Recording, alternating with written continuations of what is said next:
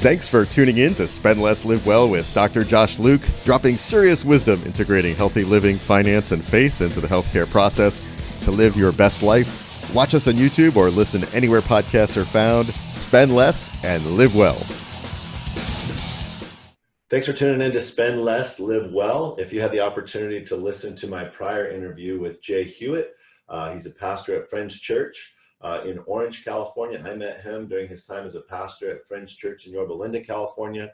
But he also has started a new endeavor, being a cancer survivor, where he is going to train for and compete in Ironman triathlons. And he shared that story in our last session. So if you didn't have a chance to listen to that, check it out. But today he told a really compelling story in the first session that I wanted to hear a little bit more about, which was he actually not only had brain surgery, but he had brain surgery while he was awake. And there's several other stories that go along with that. And as much as we like to talk about healthcare affordability, in his case, it was an extreme case of a surgery. And he can share the cost with you, but I don't know that anybody could afford it if they were faced with that. So Jay, tell us just very quickly about the surgery, and then we'll get into kind of how it felt, not only to know you have to have that surgery, but that it was going to cost that much money. Yeah, well, when I found out that I had a brain tumor at the very center of my brain, that it would require surgery, we started searching for the right surgeon, because you have to really trust your surgeon with something like that. Sure. And then to come to find out that there's only 5 guys practicing right now that would be able to even attempt the surgery because it's so high risk, it really narrows it down. Now, once we found the surgeon we wanted to go with, the next step was working with our insurance to make sure that everything lined up. And at that point in my life, I was on an HMO. Young guy, never had any other health issues. My wife is employed, and she and my daughter on her insurance, better insurance. Okay. So it's kind of like they're taken care of. I think I'm invincible. Yeah. And so I'll save a couple bucks. Yeah. And I'm on an HMO.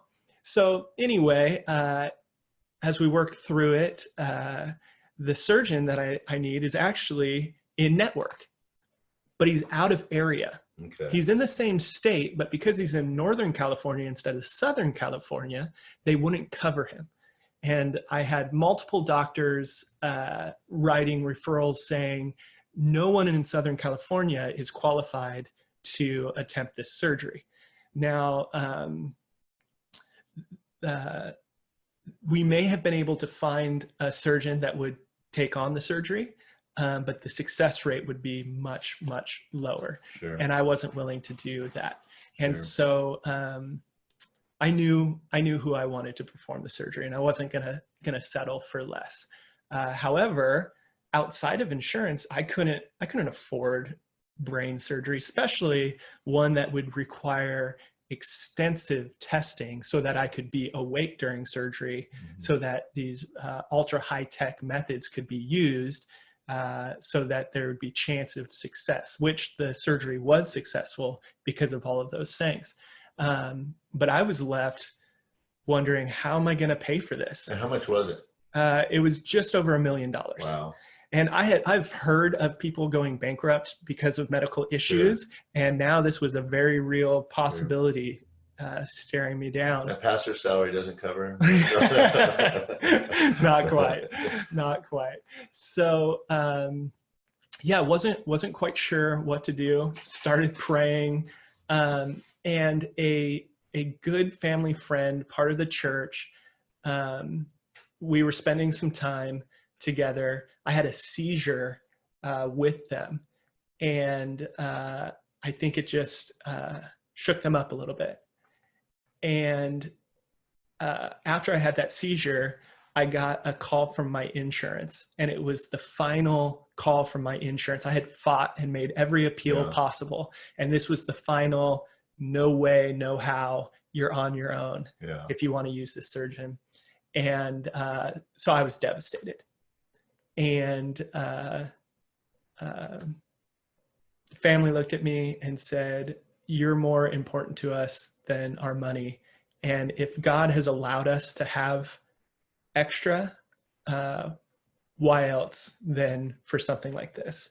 And so they were willing to front the cash so I could have surgery, because they don't let you put stuff like that on credit. Yeah. You have to have everything up front. And so they were able to do that, and they were willing to do that. And the love that they showed me in that just blew me away. Yeah. What hospital was it at? Is it okay to share that? Yeah, and the hospital treated me wonderfully. Yeah. I'll keep the name of the insurance company private, but it was up at UCSF. UCSF. Yes. Yeah, they have a great reputation. Yeah, but Dr. Berger's the surgeon, world renowned. He's wonderful. So, that blew me away. That allowed me to get a date on the books. And this needed to happen quite quickly. And so we scheduled surgery, and I preached my last sermon at church and was leaving and was going to prepare for medical leave and to go up to San Francisco for surgery and for recovery. And after I preached my last sermon, I was leaving the church. I was walking to my car, and I was just praying blessings over the church. Lord, take care of this congregation while I'm gone. And I just got this sense of, hey, before you leave for San Francisco, call the CEO of that neighboring business right there. Sure. Now, I don't want anybody to think I'm a religious fanatic. So hear me out on this, because what I was thinking is because our church is growing so quickly, we have a parking issue, and they have some extra parking. So I thought, oh yeah, that's great. I was just praying blessings over the church, and let me call the CEO. Maybe we can work out some parking. And so the next day I called the CEO, and she was gracious and said, yeah, you can definitely use our lot while you're out. And at the end of the conversation, she asked me, hey, do you mind if I ask why you're going on medical leave? And I told her, I have brain cancer, going for surgery. And she said, oh, wow, my husband passed away from cancer a couple years ago. And she said, who's your health insurance through? And I told her, and she said, oh, that's interesting. I'm on their board. And I said, oh, really? And she said, yeah, how are they treating you? And I said, well, to be honest, I'd wish for more, a little better. And she said, well, I have a meeting tonight. Let me see what we can do. And so she went to her board meeting. And at the end of that, they decided to make a special arrangement for me. Oh, cool. And they covered the cost of the surgery. Wow. Yeah. They covered the whole cost. So. Yeah. Wow. And it blew me away. Good for them. That's great. You don't hear that story too often, but wow, powerful. So tell us about rehab from that surgery. Was there rehab? Was it short? Was it long? Was there physical? Was it occupational? What type of rehab did you do after that surgery? Yeah, for the brain surgery itself, it's relatively short. I was walking and talking within an hour of, I was talking instantly. Right? Yeah, I was talking during it. Yeah. But I was up walking within an hour of the surgery on YouTube, saying thanks to everybody for praying for me. And but not fully able to enter back into work for 2 months. Yeah. But because I have brain cancer, not just a brain tumor, another tumor formed. I had to go in for a second surgery. This time, my medical coverage is a little different. I've upped the insurance policy to make sure everything is covered, and that was real easy. Same surgeon, great results again. But the second time, I not only had to recover from the brain surgery, but then I had 36 sessions of radiation and 12 cycles of chemotherapy. And so with that, I'm on medical leave right now. It'll be about a year worth of medical leave that I'm on. So is that, when you're done with those sessions, is there a possibility that it is, what's the best case scenario for the situation when you're done with that series? So medically speaking, this type of brain cancer has no cure. And so the treatment, what it does is it slows down the process of new tumors forming. Okay. And so the best case scenario is that because the surgery was successful, there's no visible tumor. The best case scenario is that I would have a good amount of time before I've got to go through the process again, before new tumor forms, and I've got to address that. So guys, you can follow Jay Hewitt on Facebook and on Instagram. You mentioned some YouTube videos. Yeah. Is there a channel, or how can they find some of those videos? And I was going to talk about next too. The whole church service at Friends a few weeks ago was based around a new endeavor that Jay has launched. So is that still on YouTube as well? Yeah. So youtube.com/Jay Hewitt, JayHewitt.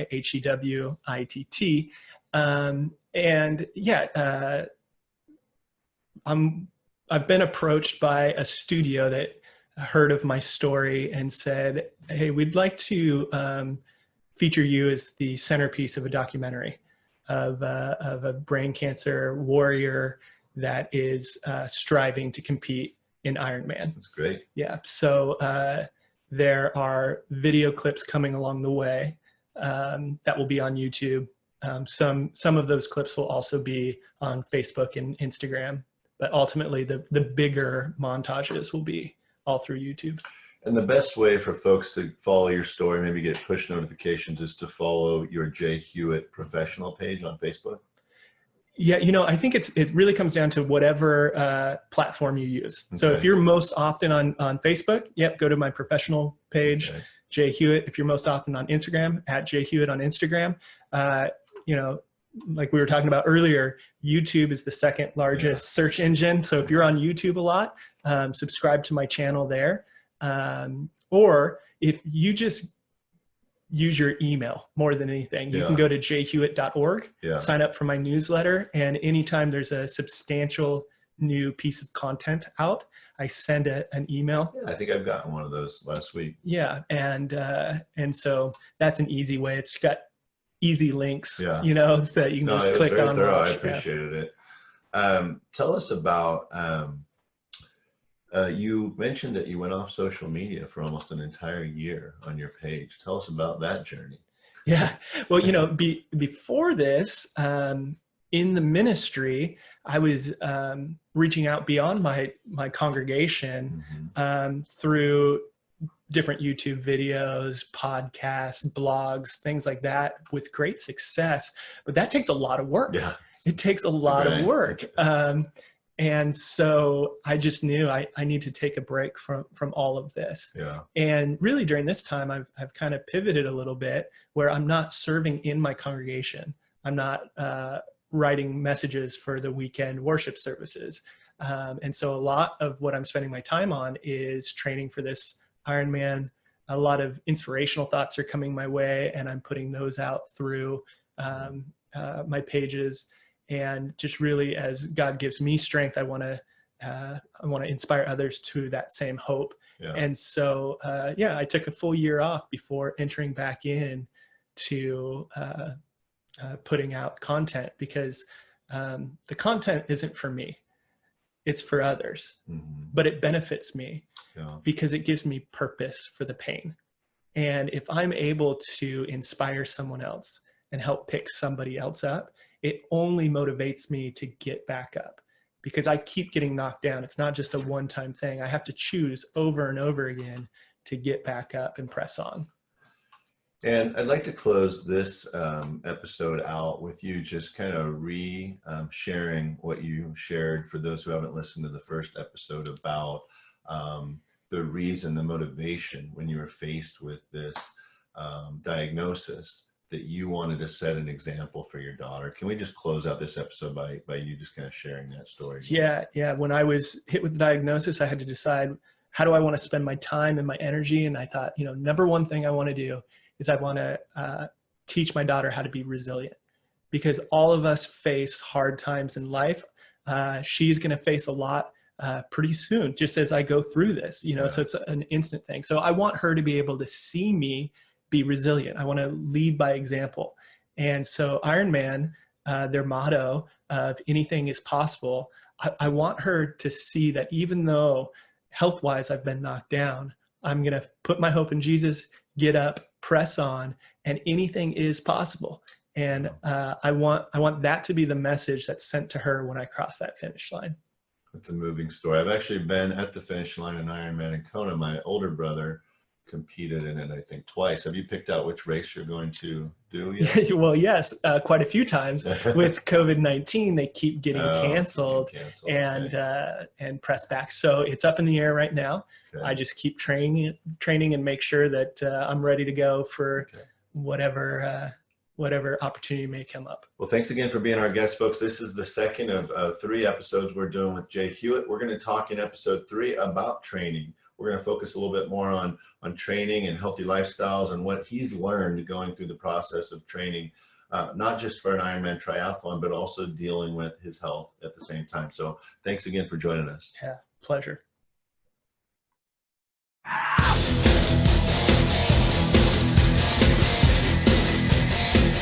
Thanks for tuning in to Spend Less, Live Well with Dr. Josh Luke, the crossroads of integrating healthy living, finance, and faith into the healthcare process to live your best life. Watch us on YouTube or listen anywhere podcasts are found. Spend less and live well.